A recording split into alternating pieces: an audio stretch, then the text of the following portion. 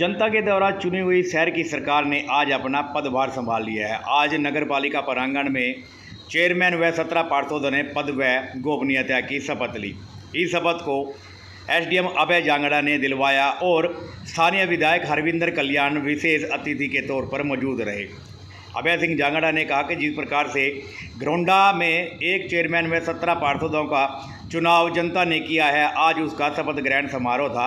आज के बाद चेयरमैन व पार्षद अपने अपने वार्डों में व पूरे शहर में निष्पक्षता से कार्य कर सकेंगे। इसके बाद नगरपालिका में एकत्रित हुई विशाल जनसभा को संबोधित करते हुए विधायक हरविंदर कल्याण ने बताया कि जिस प्रकार के शहर की जनता ने सरकार का साथ देते हुए तीसरे इंजन की सरकार बनाई है जो नगर पालिका में बनी है, और वह सरकार के हर कार्य को बड़ी निष्पक्षता से आगे बढ़ाएगी। उन्होंने जनता से भी अपील की कि वे अब किसी भी प्रकार का द्वेष भावना न रखते हुए शहर के विकास कार्यों में सरकार का सहयोग दें। आइए देखते हैं एक विशेष रिपोर्ट।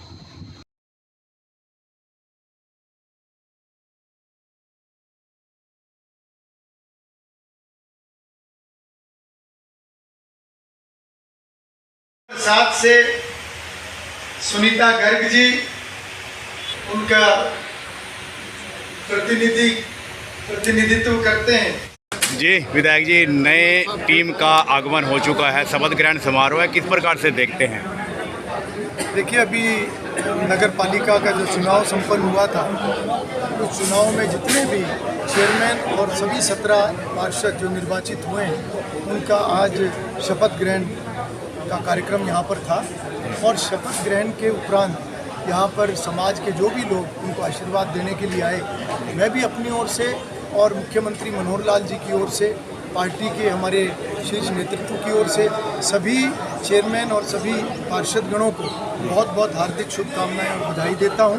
और मैं उम्मीद करता हूं कि ये नई टीम शहर को नई ऊंचाइयों पर ले जाने का काम करेगी, और जहां इनका मुख्य फोकस जो है वो विकास का रहेगा, वहीं नई टीम के ऊपर ये भी जिम्मेवारी रहेगी कि सरकार की जितनी भी योजनाएं सभी वर्गों के लिए बनी हुई हैं, खासतौर पर गरीब वर्ग के लिए, उन सभी योजनाओं का लाभ लोगों तक पहुंचे, ताकि लोगों की जीवन के अंदर जो कठिनाइयां हैं, उन कठिनाइयों को हम कुछ कम करने में सहायक हो सकें। तो आने वाले 5 साल में नई टीम के से क्या उम्मीद करें कि शहर को किस प्रकार के तोहफे मिल सकते हैं? देखिए, जिस प्रकार से पिछले 5 वर्षों में घरोंडा शहर के अंदर विकास की बहुत सारी परियोजनाएं आई हैं। घरोंडा शहर की जो 20-20, 40-40 साल पुरानी समस्याएं थी, उनका हल हुआ है, मगर अभी भी कुछ काम बचे हुए हैं और कुछ काम जो है वो पाइपलाइन में है। अगले 5 वर्षों में भी उन सभी विकास के कार्यों को आगे बढ़ाया जाएगा, और घरोंडा नगर पालिका की एक बजट और एक योजना उस प्रकार से बनाई जाएगी कि किस प्रकार से घरोंडा नगर पालिका की आमदन को बढ़ाया जा सके, और किस प्रकार से जो संसाधन हैं उनकी एक बेहतर प्लानिंग करके घरोंडा शहर की स्वच्छता, सौंदर्यीकरण, और उसके साथ साथ जो लोगों की ज़रूरतें हैं, वार्ड वाइज ज़रूरतें हैं, हर वार्ड की अलग एक ज़रूरत होती है, अलग समस्याएं होती हैं, उसी प्रकार से लोगों की अब जो अलग जो कठिनाइयां होती हैं, उन सभी को योजनाओं में डालकर प्राथमिकता के आधार पर उनकी प्रायोरिटी बनाकर उन कामों को आगे बढ़ाया जाए। विधायक जी, शहर के एक बड़े मुद्दे हैं पानी की निकासी का, बिजली का और सफाई का। विशेषकर इन तीनों पे ध्यान की ज़रूरत रहती है, लेकिन पिछले काफ़ी समय से ये नहीं हो पा रहा। क्या उम्मीद की जाए नई टीम से? देखिए, पानी की निकासी का कुछ टेम्परेरी इंतजाम पिछले दिनों में हुआ है, मगर अभी भी शहर के कुछ इलाकों के अंदर ये दिक्कत है।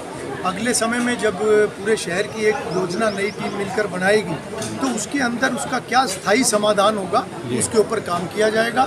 और उसके लिए अगर मुझे सरकार से कोई स्पेशल कोई फंड भी या कोई परियोजना भी अगर मंजूर करानी पड़ी, तो मैं माननीय मुख्यमंत्री जी के समक्ष उस परियोजना को ले जाकर मैं मंजूर करवाने का काम करूँगा। तो सफाई व्यवस्था पर किस प्रकार का रहेगा? पूरा घरोंडा सफाई से आटा पड़ा है। कारण ये है कि भी नगर पालिका में वार्डों के हिसाब से कर्मचारी, सफाई कर्मचारी नहीं है।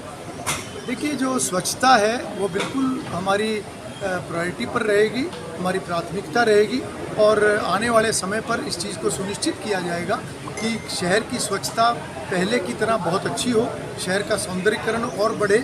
और क्योंकि अब चुनी हुई टीम जो निर्वाचित हो चुकी है, क्योंकि जब तक जनप्रतिनिधि सीधे तौर पर जो कि लोगों से जुड़ा होता है, लोगों की समस्याओं से सीधे तौर पर जुड़ा होता है, क्योंकि 1 वर्ष से हाउस भंग हुआ था, तो निश्चित रूप से उसका असर कहीं ना कहीं वर्किंग के ऊपर पड़ता है। तो अब क्योंकि जनप्रतिनिधि सब निर्वाचित होकर आ चुके हैं, तो आने वाले समय में इन कार्यों को और संजीदगी से लेकर आगे बढ़ाया जाए। विधायक जी, मंच के माध्यम से एक बड़ी बात कही गई, महिलाओं की सहभागिता। अक्सर ऐसा देखा जाता है नगर पालिका के जो सभा में महिलाओं के प्रतिनिधि काम करते हैं, महिलाओं को यही पता नहीं होता कि भी एजेंडे क्या रहते हैं। ऐसे में आपकी बार कुछ बदलाव देखने को मिलेगा?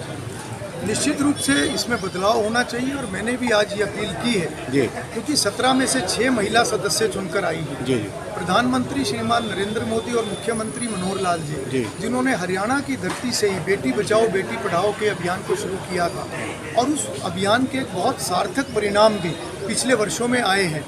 ये सभी एक महिला सशक्तिकरण के नाते ऐसे सभी कार्यों को आगे बढ़ाया जाता है जो कि एक समाज से जुड़ा हुआ विषय है।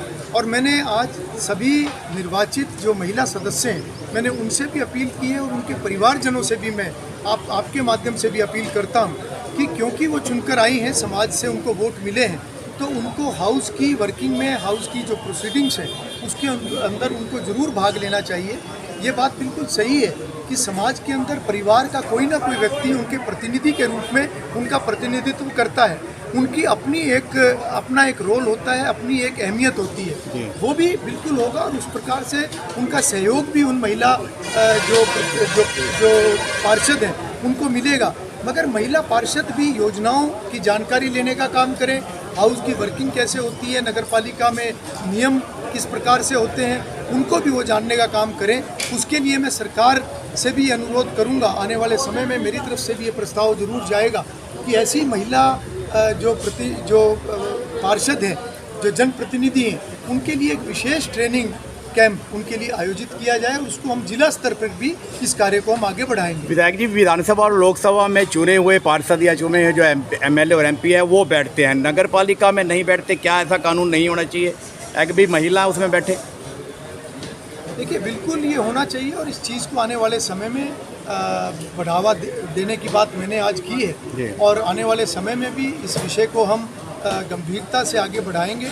और ये समाज के अंदर जितनी जागरूकता बढ़ती है, क्योंकि महिला जब भी, चाहे वो जनप्रतिनिधि के नाते, चाहे वो समाज सेवा के नाते, जब भी वो घर से बाहर निकलती है, उनकी बहुत उनके एक अरमान होते हैं, बहुत काम करने का उनके अंदर मादा भी होता है। और आज हमने दुनिया के अंदर भी अगर हम नज़र घुमाकर देखें तो प्रत्येक क्षेत्र के अंदर हमारी महिलाएं, हमारी बेटियां आज बहुत नई ऊंचाइयों को उन्होंने छुआ है। और ये सभी जो भी इस प्रकार से महिला जो कामयाबी में आगे बढ़ी है, कहीं ना कहीं परिवार की उनको बहुत बड़ी मदद और सपोर्ट मिली है, समाज की उनको सपोर्ट मिली है। तो मैं इसमें इस अपील में ये भी जोड़ना चाहूँगा कि ऐसी महिला सदस्यों को उनका परिवार भी सपोर्ट करे और समाज में भी मिलकर हम एक ऐसा वातावरण का निर्माण करने का काम करें जिसमें महिलाएं जो भी काम करना चाहती है उनके लिए एक अच्छा वातावरण, जो समाज को एक सकारात्मक वातावरण तैयार करना चाहिए। विधायक जी, विधानसभा और लोकसभा में मीडिया गैलरी रहती है, नगर पालिका में नहीं रहती, मीडिया से दूरी बना के अक्सर रखी जाती है मीटिंगों में। क्या अब की बार कुछ ऐसा रहेगा अगर मीडिया को इज्जत मिले?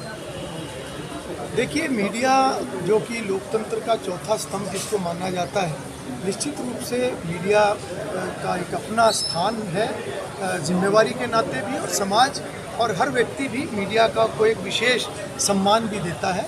जहाँ तक लोकसभा और विधानसभा की बात है, ये बहुत पुरानी संस्थाएं हैं जहाँ पर हर प्रकार की व्यवस्थाएं बनी हुई हैं। जितनी भी जो, चाहे वो नगर पालिका की बात है, चाहे वो ग्रामीण संस्थाओं की बात है, ग्रामीण चाहे हमारी पंचायतों की बात है, ऐसी सभी संस्थाएं, इनका सशक्तिकरण भारतीय जनता पार्टी की सरकार कर रही है।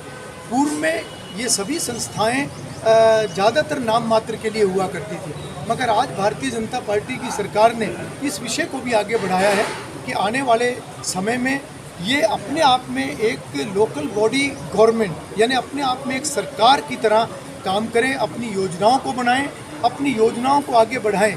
और मुझे पूरा यकीन है कि जिस प्रकार से व्यवस्थित तौर पर ये सभी संस्थाएं आगे काम करेंगी, तो ये सभी व्यवस्थाओं को भी बनाने का काम किया जाएगा, चाहे वो मीडिया को लेकर है या अन्य जो भी व्यवस्थाएं अपेक्षित हैं, उनको बनाने का भी काम किया जाएगा। संकट खड़ा हो गया, रोजी का मिला भी था, आपसे क्या कुछ समाधान निकाला जाएगा? देखिए, मैं तहसील में गया था, वहाँ पर लोगों की कुछ शिकायतें आई थी। मैंने एसडीएम घरुंडा को उन शिकायतों के ऊपर काम करने के लिए मैंने निर्देश दिए थे, उसमें एसडीएम जो भी उचित कार्रवाई उनको लगेगी वो करेंगे।